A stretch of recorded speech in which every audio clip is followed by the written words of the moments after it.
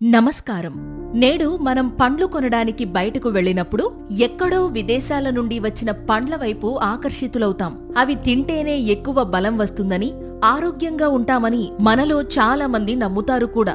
కానీ ఆయుర్వేద విజ్ఞానం దీనికి పూర్తి భిన్నమైన విషయం చెబుతోంది. అదేంటంటే, ఏ ప్రాంతంలో పుట్టిన మనిషికి ఆ ప్రాంతంలో పండే ఆహారమే అసలైన ఔషధం.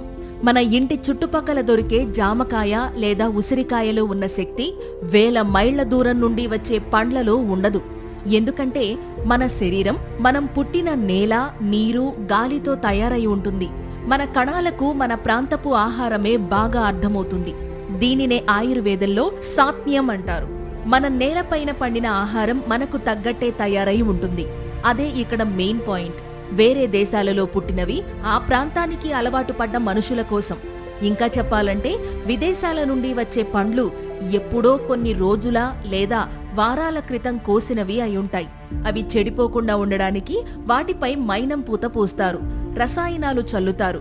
ఈ రసాయనాలు మన రక్తంలో కలిసి కణాలను దెబ్బతీస్తాయి. ఇది క్యాన్సర్ రావడానికి ఒక కారణం కావచ్చు.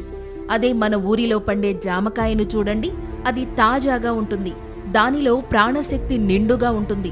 తాజాగా కోసిన పండులో ఉండే జీవకణాలు మన శరీరంలోని రోగనిరోధక శక్తిని 1000 రెట్లు పెంచుతాయి.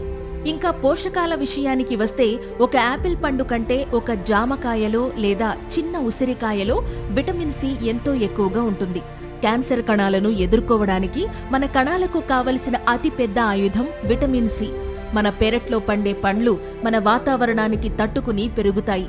అవే గుణాలు మన కణాలకు కూడా అందుతాయి. ఎక్కడో చలి దేశాల్లో పండే పండ్లు మన ఎండలకు అలవాటు పడిన శరీరానికి పూర్తి పోషణను అందించలేవు. ఖరీదైన పండ్లు తింటేనే ఆరోగ్యం అనుకోవడం ఒక భ్రమ మాత్రమే. మన నేలలో పండే పండ్లు మన రక్తంలో త్వరగా కలిసిపోతాయి, సులభంగా అరుగుతాయి. అరగని ఆహారం విషంగా మారి క్యాన్సర్ గడ్డలకు కారణమవుతుంది. కాబట్టి మన ఊరి పండ్లు తినడం వల్ల ఆ ప్రమాదం తప్పుతుంది. మన కణాలను రక్షించుకోవాలంటే విదేశీ వ్యామోహాన్ని వదిలేయాలి. మన నేలపై పండే పండ్లను గౌరవించాలి. ప్రకృతి మన కోసం ఏది ఇచ్చిందో అదే మనకు శ్రీరామరక్ష. స్థానిక ఆహారం తిందాం, సంపూర్ణ ఆరోగ్యంతో క్యాన్సర్ను జయిద్దాం. ధన్యవాదాలు.